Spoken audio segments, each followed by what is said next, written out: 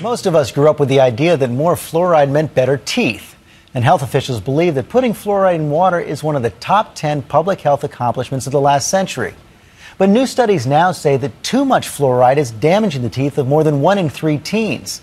So for the first time in nearly 50 years, the federal government is reversing course and recommending less fluoride in water. Here's Ron Claiborne. Ever since the 1940s, fluoride has been artificially added to drinking water to help fight tooth decay. It's been credited with reducing cavities by up to 50%. But even then, there were critics who complained about injecting a chemical into drinking water, a view satirized in the 1960s movie Dr. Strangelove. Do you realize that fluoridation is the most monstrously conceived and dangerous communist plot we have ever had to face? But today, the federal government called for reducing the amount of fluoride in water to protect children from a tooth disease called fluorosis, which stains and even erodes teeth. It affects as many as a third of American children.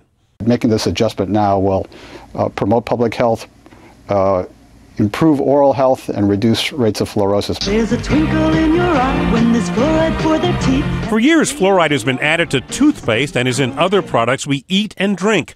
The government says Americans are now ingesting too much fluoride. Its new recommendation, no more than 0.7 milligrams of fluoride for every liter of drinking water, down from 1.2 milligrams a liter. Cities such as New York, Chicago, and Minneapolis, and many others, whose water has higher amounts of fluoride, would have to reduce them to meet the new target. Dr. Griffin Cole of Austin, Texas, says he has treated some severe cases of fluorosis in children. The teeth become brittle, become weak, and you have to treat them with either crowns or new facings, and it can be very costly. Critics say fluoride can cause greater damage than just brittle teeth. Even the National Research Council, whose 2006 report was cited today by the EPA, linked it to bone damage and increased risk of fractures. The government says there's no evidence fluoride causes serious illness. The only concern for now, the potentially serious damage to children's teeth.